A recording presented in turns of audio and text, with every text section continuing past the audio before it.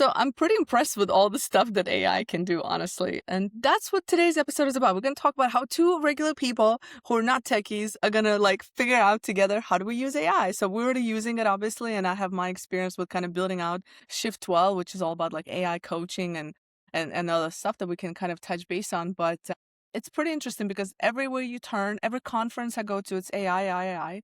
Every layoff that happens, people attribute it to AI, which it's not always the case. And at the same time, you have like, it seems like you have these two groups of people, like one who is like more like us, I guess, who are like, hey, how can I make myself more productive with this thing? And then other people like, it's out there to get me and da da da. So I feel like every topic we do, there's two groups of people. There's the fixed mindset or like the fixed mindset over here and then the growth mindset over here. But where are you with AI? Well, I mean, I really started to explore it in 2023 when like ChatGPT became a thing. It was like a buzz floating around.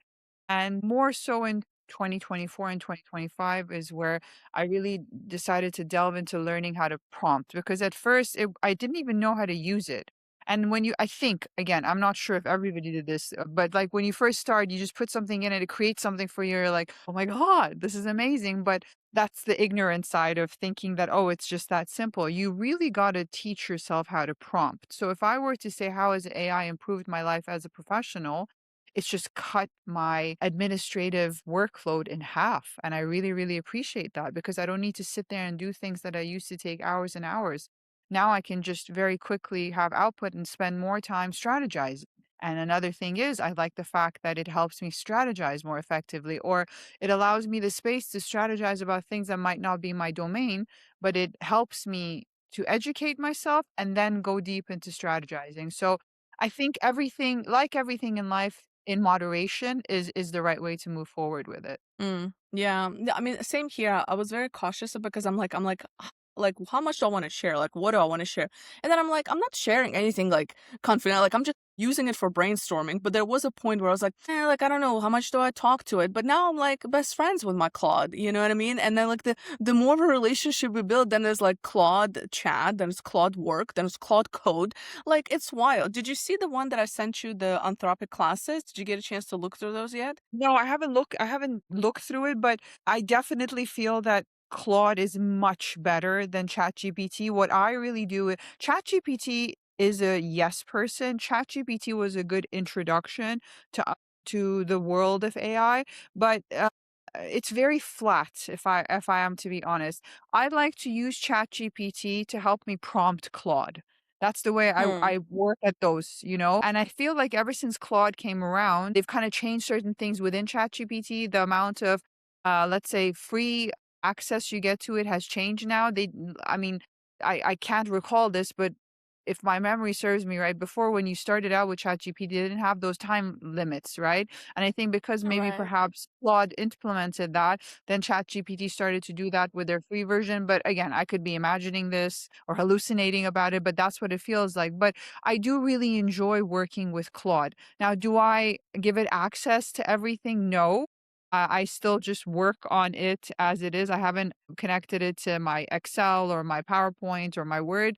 I just work on it on the portal. But it is very, very useful. I feel Yeah. like it's made me, better when it comes to output. It's made my life simpler when it comes to research, and I don't just rely on one thing, like, I use Perplexity when I need to. Again, and it comes at an investment. So, you know, if you're paying for a subscription and then you wanna pay for ChatGPT and you wanna pay for Perplexity, that's a lot of things that you're subscribing to. So for me, I Yeah. kinda stick to my Claude subscription because I feel like the Pro so far is good enough for me. And then if I need to do some Yeah. more work with other AIs, I just use the free version for now. Perhaps as time progresses, I might want to go deeper into it. But yeah, I'm very, very happy with Claude. And I like the fact that it teaches you how to do things in a much more effective way than ChatGPT. Again, I go back to what I said. I feel like ChatGPT is very flat compared to Claude. Yeah, I agree. I think Claude is a lot more superior. And like those Anthropic people, and for people who are listening, like the Anthropic classes, they're free and it just gives you basically like from the basics all the way to code, like how do you actually use it? And it's super easy to use and so on. I mean, like it gets a little bit more common because you need like plugins and other things once you get into the code place. But I use Cowork so much. It's wild. Like, it's just so useful because what I appreciate about it is, and I give it like to your point, like prompts. And I'm like, don't give me no BS. Like, you don't need to compliment me. You don't need to. The way I prompted is the way I've set it up. The Cowork like specific project was like, I need you to question everything I'm doing. I need you Yes. to challenge. I need you to challenge me. I don't need you to say yes. I need you to give me pros and cons. And it's like it's actually really helpful because it brings up some things that I haven't thought about, and it's like to your point about research, like with research, like listen, first of all, I have to say, I am grateful that we grew up in a space where AI wasn't a thing because you actually had to go and do your own research. So it's like we know how to do the research, so if something happens to AI, which I don't think will, but if something happens, we'll still be able to go and find information. I think the younger generation will be worried because then they're losing a lot of critical analytical kind of skills. But anyway, that's that we can talk about that. But so I really like that research piece because like I do a lot of research and like try to pull up all the information and all this stuff. And it just makes it so much easier. You're like, oh my God, how did I do this Sure. before? You know what I mean? Like, how did I do this before? Also the thing with Claude is that you can pretty much before you actually start using it, and this is how I got familiar with it. I just went on YouTube, Claude for Dummies. I literally typed that in and I said, teach me how to use Like it. Claude. And then there's this guy who's Canadian. I forget his name, but he has a lot of really, really good content on his social media, and of course also on his Instagram and his YouTube page on how to use Claude. And I think the thing that kind of attracted me to his content was he kept on talking about prompting and how you should do it properly. And once you kind of figure out how to prompt properly, it really does make your life a whole lot easier. Another thing Mm, which I appreciate, which I think they kind of need to fix in Claude, which ChatGPT does better, dictation. I feel like I can dictate better in ChatGPT and it will record more and then give me an output. Claude, sometimes when you're in the middle of recording, you could be speaking and then all of a sudden you look and it stopped. it But cuts off. Yeah, yeah, yeah. yeah, Yeah, I noticed but that too. I wonder if there's like a cutoff or it's like, okay, you're talking too much. Uh, Shut up. look, but I have to say, look, sometimes, well, not sometimes, I like to go for walks, and while I'm walking, I do a lot of like thinking and also brain dumping as well. When Mm, AI came around and when I started experimenting with like ChatGPT, one of the things I appreciated was, let's say I knew that for that day I had to shoot out a couple of emails, right? I would be walking and I would be dictating my emails and I would just say, yeah, this is what I need to do, prepare the email for me. So we would do that. Then I would go. It's not like I would just copy and paste. And this is one thing that drives me batshit. People who don't realize that you can tell that AI has written this for you. Don't just copy and paste it. yeah, Freaking read that shit. Check the grammar because also another thing I found is sometimes you'll write an email or you'll do some work with ChatGPT or Claude, but then if you were to take it and put it into Grammarly to check all of your English and your grammar and your punctuation, then Grammarly as an AI that supports you with grammatical mistakes and stuff like that could give you a sentence or could give you that paragraph in a different way. So you just can't just be like, okay, do this for me. The output comes and you're like, okay, I'm going to use it. You still have to use your brain. You still have to use your yeah, education. You still have to edit. You have to read. You have to go in there and fine tune it and refine it. So that part of it, I really kind of tell like, and the M dash is a big giveaway. Like anytime I see somebody's, and I notice this a lot on LinkedIn, when people post stuff on LinkedIn and I see an M dash, I'm like, oh, there you go. yep, That was just a copy paste off with ChatGPT or like any yeah. type of AI. No, 100%. And so I think about this because I'm like, I see it and I'm like I get what you're saying. So like on an email, I think if it's like to a client or if it's to like, some kind of relationship that you really need to be authentic on yourself, I think you should just type it up yourself, for example, right? But if it's like, I'm just thinking of like other emails, if it's like a mass email you're sending as like an announcement about something or a summary of a business development meeting that you had or a summary of actions, like I think obviously everybody knows that it's a Claude or like chat AI, but I feel Yeah. like that's the best use of it. Is that like I don't need to do you know what I'm saying? I don't mean like I'll read through those things, like some of the bigger like mass emails that I'll send out to like groups and teams, and that I'll proofread and I'll read and make sure it doesn't do that. But I don't do much editing to that because it's like I don't then it defeats the purpose of me using AI, right? Like that's not the point of it. But I think like to your point, like, you know, and even some content, like, yes, like on LinkedIn, like I do a lot of dictation as well when I walk, and I'm just like walking, I'm like, hey, this is a topic I want to talk about, and then I'll like, and I'll be like, and again, prompting, like, don't change, keep it the same, just keep it coherent, essentially, right? Because when you're talking, chatting, it's going to be different than when you type, right? But again, like to me, I'm like, I'm not super opposed if people are using AI, as long as it's not like they went from I guess my issue would be like if they went from making no content written to then a bunch of content written, it's AI. So it's like you never written content, right? But it's like for somebody like, for example, like for myself, like I've written content for like a decade plus at this point, more than a decade. So it's like, do you see what I'm saying? Like I've always been a content creator in that sense, right? So this is where I guess this is where you can see that this is, to me, this is where I see the difference. But if it's a content creator I follow and I know their stuff is quality to begin with, I don't mind if they use AI to like pump out content because I know it's still them. I mean, you know what I mean? Yeah. I don't know. That's kind of what I'm thinking, No, but I completely understand what you're saying because I do that. I'm a writer as well. I've always enjoyed yeah. writing. So the thing is that whenever, let's say, for example, if I wanna come up with a quote or if I want to write something, I don't. It has to sound like me. So then I will kind of dictate it to the AI, and then it'll put out an output, and it'll create an output, and then I'll be like, but no, this doesn't sound right. No, this doesn't sound like me, or we need to tweak this, or like, so it's kind of you really, again, you have to have a relationship with it where you're not completely dependent on it. But then I say that, and if I were to wake up tomorrow and be like, I couldn't use my AI, I'd be like, God damn it. Your work? No, I don't want to You do have to extra sit there work. and think about shit. But look, we would be lying to ourselves and to our audience if we were to say that you have not in some way become dependent on it. It is factual. We are very much dependent on it. Could I do all of the stuff that I used to do? Yes, but because it's made my life easier, it goes back to that work smart, It helps you to work smart. So you can still work hard, but you're working hard in a smarter way and in a more time effective manner. So that's what I Yeah. appreciate about it. But people who completely rely and just it becomes their Bible and they just do everything with it, that then you're no longer required. And this is why I guess that whole conversation is now happening where AI is going to take over certain jobs and certain industries. And I do understand why that would happen. But I still think there are certain things that AI just cannot do because you need a human connection. I think AI should be used wisely as a support tool, and you shouldn't look at it as it's coming from me, unless it's in one of those things where you really don't necessarily need a person. Like, I understand why they say call centers could just completely not require human support anymore because you can just have that taken over by the AI. But there are other professions that AI is not going to be able to come and put in a roof for you. AI is not going to do your plumbing for you. You know what I'm saying? So Mm-hmm.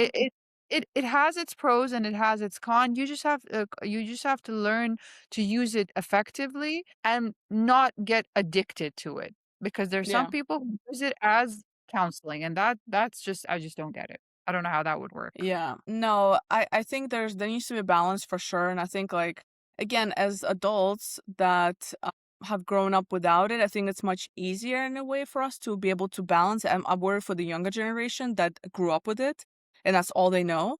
So Yeah. that becomes and also their minds a little bit more malleable in a way that like they'll get addicted to it faster. Like it's a habit they'll create and they just carry that habit for versus we understand like I just feel like for younger generation it'll be a little bit more different. I do think that honestly I can't wait till some jobs are replaced with AI because I'm sick and tired of like customer service conversations.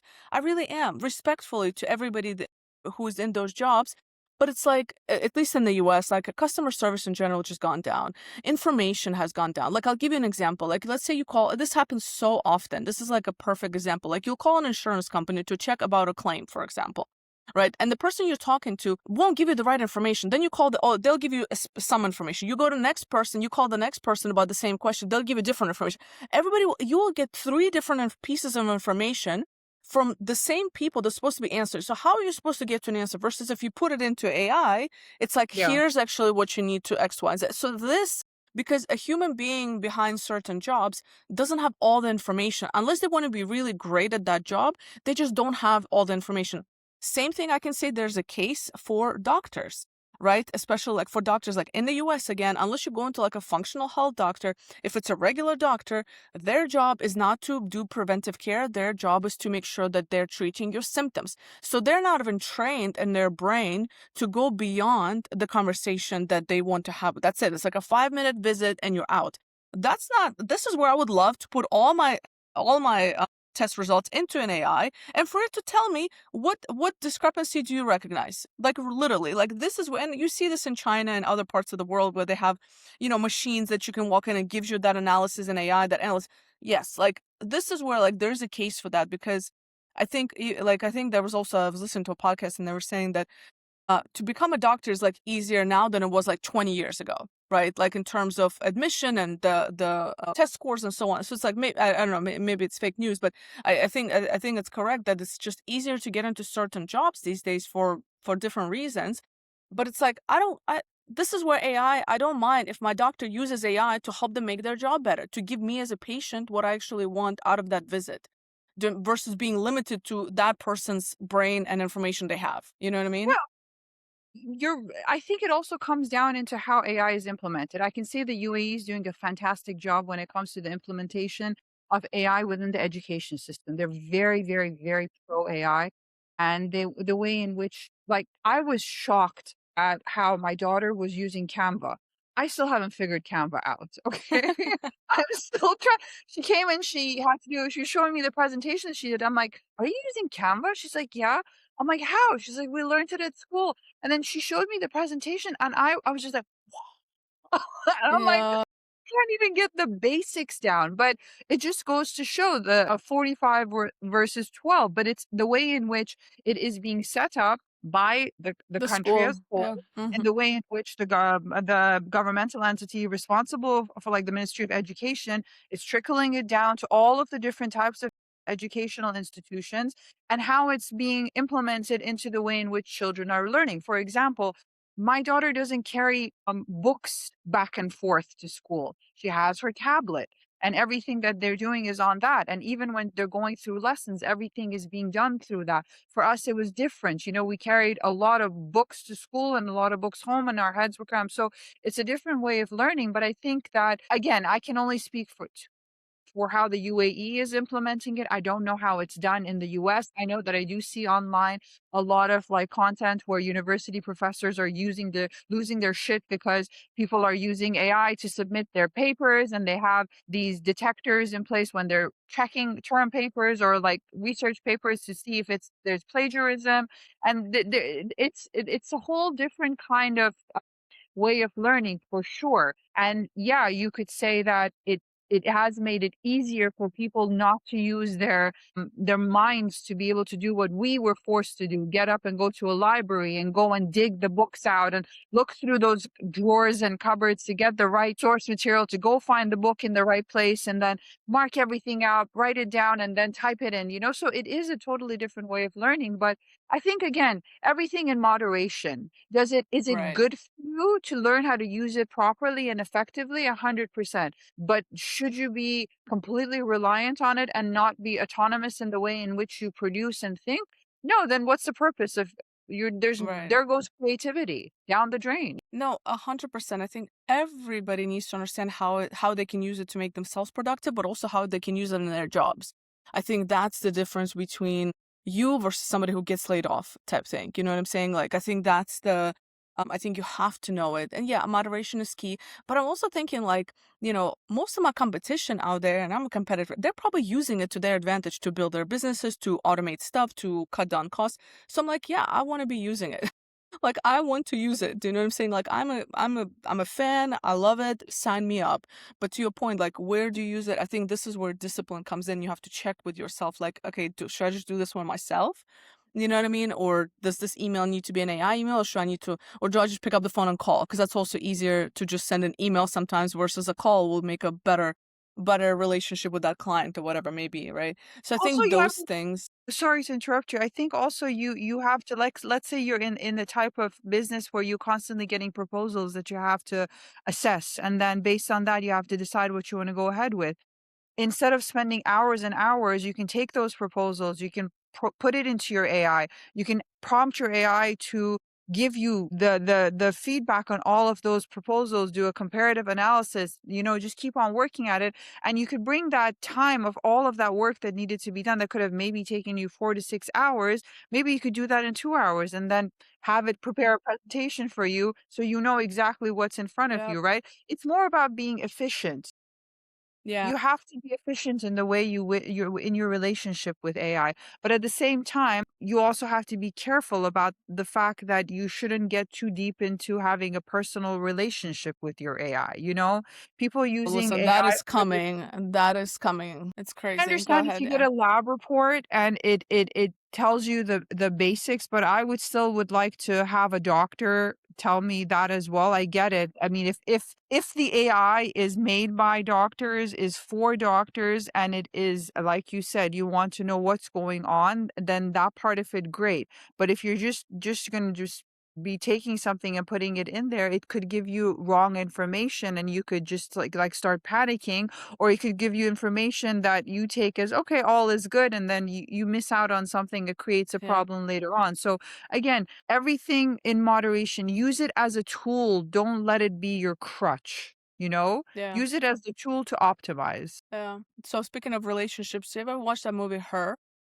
It's Joaquin Phoenix. I never watched Yeah. it, but I know what it's about. He basically develops this like relationship with this With an this AI, which is with AI. Yeah, yeah. yeah, Yeah, and it's like and that was, like, back in, like, 2013, I don't remember when that movie came out, but a long time ago, basically 2013, I think, and I'm like, "How did they know?" Because now you see, like, on the news, they'll be like, "Oh, this person is like an" like, there's, like, I don't I forget, the statistics, I should have looked that up before this, but there's, like, a certain percentage of people that are having relationship with their AI companion, like, with an yeah. AI chatbot or whatever it is, do you know what I'm saying? So I'm like, that is the future, like, that is going to happen because how many lonely people are out there, and look, I'm torn, okay, because on one side, I'm like, well, if that helps you from completely like losing it and killing yourself and you feel like you have a companion, like I want you to have an AI companion, you know what I mean? But then on the other side, that's not really a solution either. Do you know what I mean? So it's like but that's a whole thing, man. Like that's a But whole do you thing. know that there's so many also stories and reports that have come out, especially in North America,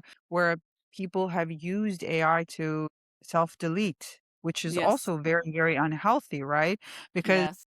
you can get a step-by-step guide on self-deletion depending on how you wanna delete yourself, and that's incredibly dangerous. It's the That is same thing when scary, it man. comes to, like, people who wanna get on medicated weight loss or any type of medication.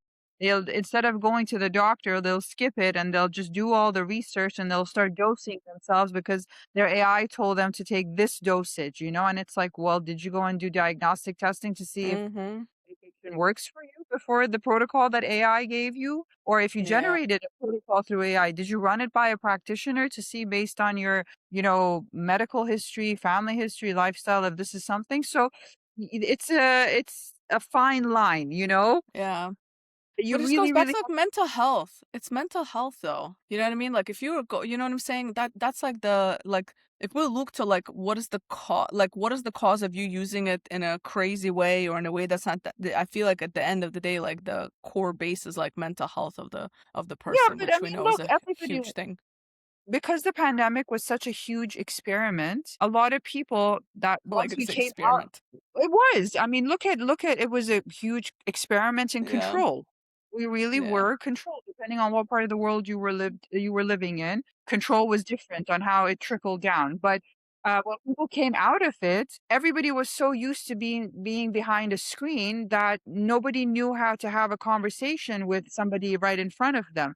That's why you have all of these people who are more comfortable with like doing stuff behind a screen. And when you sit in front of them and want to have a conversation, they kind of don't know how to do that because it's easier to be a keyboard warrior instead of being live in the flesh and talking to somebody, right? So that definitely the reliance on technology, and then with the advent of like social media, and then of course AI, people have definitely you see more cases of like mental health, and people like to self-medicate, or people in certain parts of the you should know this in the US. I think you guys have very, very high rates of addiction when it comes to prescription medication, whether they're getting their script from the doctor or whether they're getting it from a street pharmacist, they're getting it, right? So that clubbed with the fact that they have somebody they can talk to, you can name your AI whatever you want to, you can tell it to talk to you in whatever way you want to, Whatever whatever accent you want, accent, he can be a sexy English chap, language. Yeah. so it's like, yeah, you got you have to be realistic. You have to be in touch with reality. And I find that Yeah. unfortunately a lot of people are not.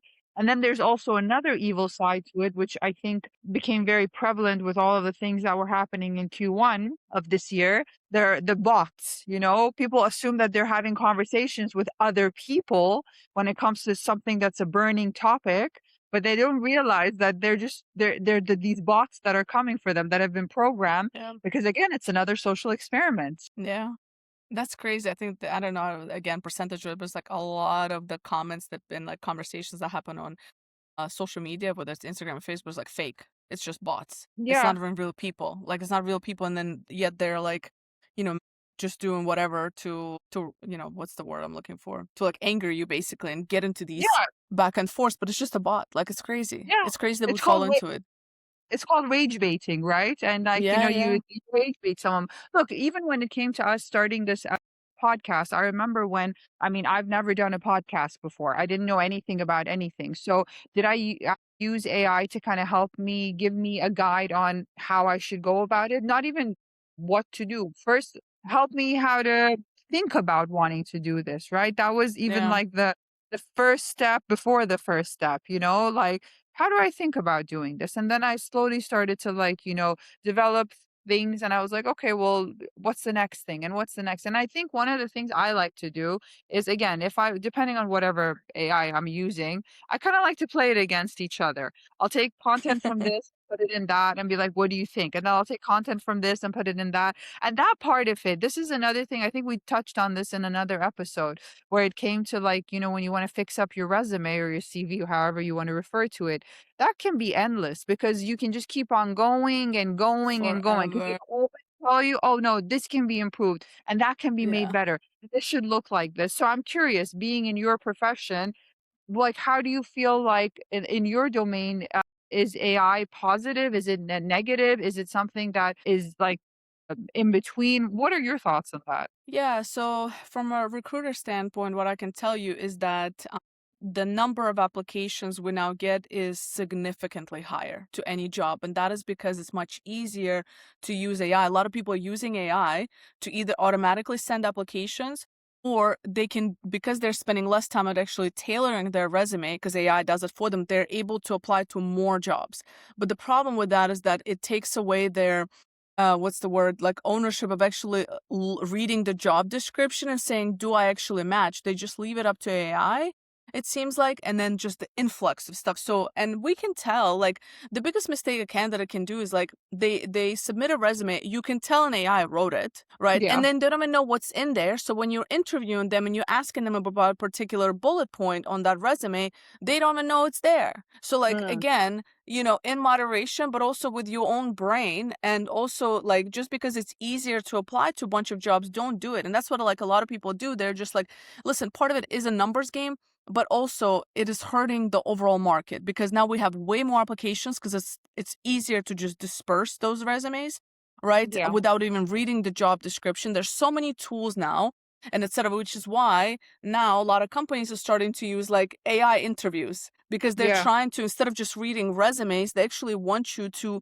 have a conversation with a like a chatbot on video so that it spits out a percent of your fit to that position. And there's a whole other like screening process to it. Again, this backfires if you are a person who doesn't know how to be in front of a screen. So like you might be missing out on candidates because it's only those that are really know how to present themselves with a camera that will probably pass, right? So anyway, that's a whole other thing. But overall, I don't know. Overall, I think you should just use it, but minimally. And I don't know. All I know is just it's gotten worse. The job process gotten worse. It has not gone better. So as a person who was looking for a job for 6 months because I just my life as an entrepreneur and like, freelancer kind of came to a halt situationally, it was frustrating. We did talk about that. It was frustrating because you just apply and you apply and nothing happens.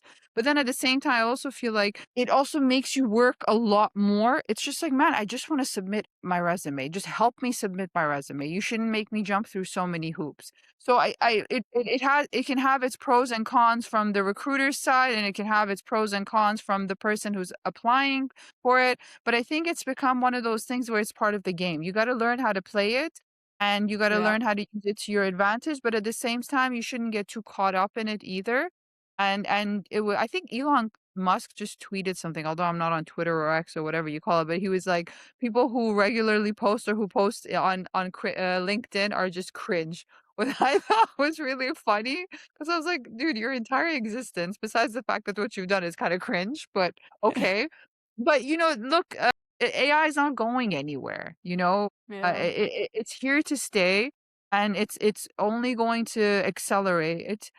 But I also don't like the fact that you see all of these podcasts like Diary of a CEO and ones that are similar to it that are like try to scare you that it's like the end of time and that where the AI is coming for you and the world is going to be this destitute place and shape up or ship out. I think that's a little bit Mm. dramatic. I don't like that either. I don't like that fear Yeah. mongering. No, What do not you at all. I'm similar. I'm very optimistic and like I think you just play the game, man. Like you can't control it anyway. If it is gonna take us over, it's gonna take us over. Enjoy the ride. But do you know what I mean? Like I don't think there's anything. I mean, obviously I'm Russian, you're Iranian, so we grew up with a certain mindset of like there's only so much we can control. for sure? Do you know what I'm saying? Like, there's so many forces at play that if they're gonna let AI loose and it's just gonna get into the worst case scenario, can I do anything about it? No. Is rising up against the government gonna do? Probably not. That we've seen this over and over. How many over and over again? Like at the end of the day, whatever's gonna happen is going to happen. You might as well ride the ride. Do you know what I'm saying? Uh-huh. Do the best that you can about the things that you can control, right? And like prepare yourself the best that you can, and that's what all you can do. But like trying to have anxiety about 10 years from now is not something I'm willing to like even give any energy to. So having said that, you're somebody who reads a lot. How would you feel if you know that somebody who like you read a book and you really, really like this book, and then the person on a talk show or whatever, a podcast, admitted that they used AI to write that book. They didn't like the AI didn't write it for them, but they very much heavily relied on writing their autobiography or a piece of fiction or whatever, but they used AI to write it. How would you feel about that? Do you think that it's not authentic, it that they cheated, or that it's not something that they could take ownership of as an author? What do you think about that? Uh, so I think that it's a good question. I think about it a lot because I buy a lot of old books, like books that have been written before AI time, like like releases or whatever.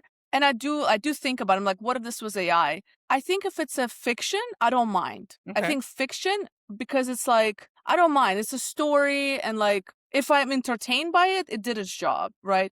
If it's a educational, informative, and because usually I read it because I the way I pick my books, just FYI, is either because it's through recommendation, through the Yeah. work that that person did, because I like what they're talking about. So I like the career that they build, the business that they build. So I'm gonna listen to them because they have 20 years of experience building and they're now sharing information with me. That's different versus a 25-year-old coming out and telling me how I should run social media or whatever. Do you know what I'm saying? So I think it depends who it's written, the topic.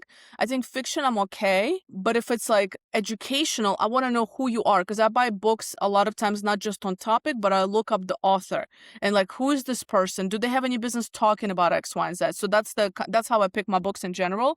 Or it's through recommendations of other people who I find what's the not reliable, what's the word? Whatever. Credible. Credible. That's the word. Yeah, Yeah. credible. So yeah. So I don't yeah, so what about you? When it comes to an autobiography, you want the person to tell their story, right? But a lot of time Yeah. people, especially if they're like, let's say famous people, when they write their autobiography, it's not like they're sitting down and writing it, yeah? No, Like it's a they're working ghostwriter, yeah. they're working with a ghostwriter. So a ghostwriter is in essence like a human AI. Yeah. It's it's Yeah. it's what AI used to be, right? So then if somebody is doesn't wanna have a ghostwriter, let's say if I wanted to write, the tales of my life, God, scandalous, but It'll be a That's another drama, a episode. horror That's slash another episode. adventure. It will be, I don't know which category you put your life story into. There would be a whole section on tequila. But what I'm saying is if I wanted to write my autobiography, not that my life is that interesting, but let's say I wanted to do it and I wanted to use AI, right? And you were to read the book and you really, really liked it, but then I were to say, well, yeah, this is my story, but I did get AI to help me read better, or to be a better read. Would you think that that takes away the authenticity of my story? Oh, because the story is still real. That's what I'm saying. You still have the credibility of being you. Like, that's what I'm saying. Like, if it's like, because you're like, to my point, to like, I'm like, if one of, again, like, it's you, it's your story. So it's not like you're making things up, right? Yeah, As long as it's from your point of view and you're the person who lived that story, so it's credible in my eyes. yeah. Versus, like, let's say, I guess my whole thing is like, don't talk about things. Like, if you cannot talk about those things, you don't have credibility behind you. I don't want you writing shit. I don't want you writing without AI. I don't want you write. I don't want anybody writing anything at all. Like, my biggest pet peeve is, like, again, going back, like, a 25-year-old life coach. First of all, what is a life coach? Let's start with that, right? Like, spare me, right? You are 25. What, like, granted, I'm sure there are very, very few exceptions that have just have extraordinary lives at the age of 25, but they're not out there in social media and TikTok telling other people how to live their life. Like, they're just not out there, really. So it's like a 25-year-old telling me what kind of career I should have. Stop it. You have not been through the trenches of the corporate life or whatever it is. You know what I'm saying? Like, or a 25-year-old telling me how they should start a business when they have a big name, daddy's money, capital, whatever else behind them. I don't want to hear it. So that's what I mean. Like, I think that as long as the credibility, I guess that's what matters to me. Like, I I want you know to be. what you're saying. I know what you're saying because there were these two sisters. God bless them. I don't thank God they're not on my algorithm anymore. I think they're maybe what 16, 14, 15, 16, around that Yeah, age range. And one of them is an author. And she has something published, and like I would like to, again, I'm not, I don't want to come across as somebody who I'm shaming or I'm just saying it's very typical side of Dubai that I don't subscribe to. But I was just the way in which these young girls are speaking with such authority, and hey, God bless you for having that confidence. But the way in which they're speaking, it's like you're only what, 14, 15, 16. These are not lived experiences. These are things that yeah, you have adopted based on what you've seen on your algorithm, what you've probably watched on shows, and what it is that is the endless abyss of the internet, and probably some socializing that you're doing. But I always think to myself, if somebody at that age writes a book, and I think their content or the book was about mindset or something like that, I always wondered like how much of that was written by that person. Was there a ghost writer who's an actual person, or was it just the use of like AI? Because again, we started this by saying if it helps you make your life easier and do your work more effectively, fine. But then when you rely on it to completely create something for you, then would that be considered as fake work, because yeah, if you're writing a piece of fiction, fiction is already fiction, it's not real, right? So if you use yeah. AI to write a piece of fiction, are you being fictitious because you're writing a piece of fiction using technology to help you write it? Yeah, I don't know. I mean, listen, what I know for sure is that there are going to be people who are going to read those books and be like, this is the best thing ever. I love this person, and they're going to love it and they're going to make a ton of money.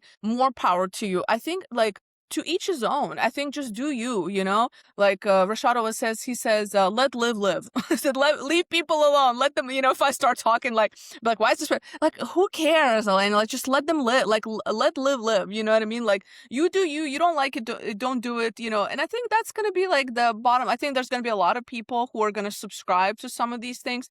I think there's going to be others that don't. I think ultimately it comes down to, I mean, context matters, right? But I think it comes down to like your reputation. And my biggest thing is always like, yeah, I can sell myself as whatever, but can I actually deliver? Because your reputation is everything, and people will see through the BS. People will see through your lack of skills, your lack of knowledge. You can write the best book, and you can pay, it's like to be a USA bestseller and New York Times bestseller. All of that is just money. Like, you just have to pay money. People think it's like, because people think you get onto these lists because of how great the book is. It's not. It's called somebody. There's a whole scheme of things that you can do to get on the list, and most of it includes money. Like it's all BS. Like I don't care for like awards or top list or something. No, no, no. You have a marketing team, a PR team behind you that helps you promote it. More power to you. But you also the real customer, the real buyer, like they'll know if you're full of crap. Like we've seen a lot of these kind of people kind of rise up and die down because eventually like they might have had a great marketing behind them and then and in today's world be like great AI behind them. But at the end of the day, you were gonna see the truth. You know what I'm saying? Well, I It's mean, going to come out, right? you remember that group, Billy Vanilli? Girl, you know it's true. Ooh, But yeah, yeah, ooh. yeah. I mean, if you really wanna take it back, like, they were plagiarizing because that came out, they were singing on stage, and then when the track went off and they were not, like, they were lip singing, but they were not lip singing when they were supposed to, that's kinda like one of the original cases of where, let's say, back in the day, their version of, like, whatever you could call it, Yeah. AI, also, like, they lost credibility and, like, just it took a really sad path, but look, I think that it is something that is a healthy tool if used in moderation, if it's studied properly, and if it is taught properly. If you use it to only enhance, it's like makeup, yeah? Makeup should not be, again, in my opinion, it should be used to enhance your already existing beauty that you've been blessed with, right? It shouldn't be used to a point where your phone won't recognize you and you can't unlock it. So it's the same thing with AI. The same thing. Use use AI to become a better version of yourself as a professional. Use AI to become a better version of yourself in whatever realm of your personal life. Don't have a personal relationship with your AI as if it's like your boyfriend, your girlfriend, your mom, your sibling, whatever, because at the end of the day, look, there are people who are information brokers out there. And the more you put into Yeah. that AI, the more they can take that and study it. That is also a real thing. So you got to just be cognizant of all those things that are around you and be effective, be efficient, but just don't be a dodo. Be smart about it. Use things in a way that you don't lose your authenticity and your credibility. Because at some point, like you said, when you have to stand in front of somebody in the flesh and you have to represent yourself and your AI is not there or there's no internet or you have no Wi-Fi connection, you got to be able to showcase your talents. Yeah. Amen. And context matters. Amen to that.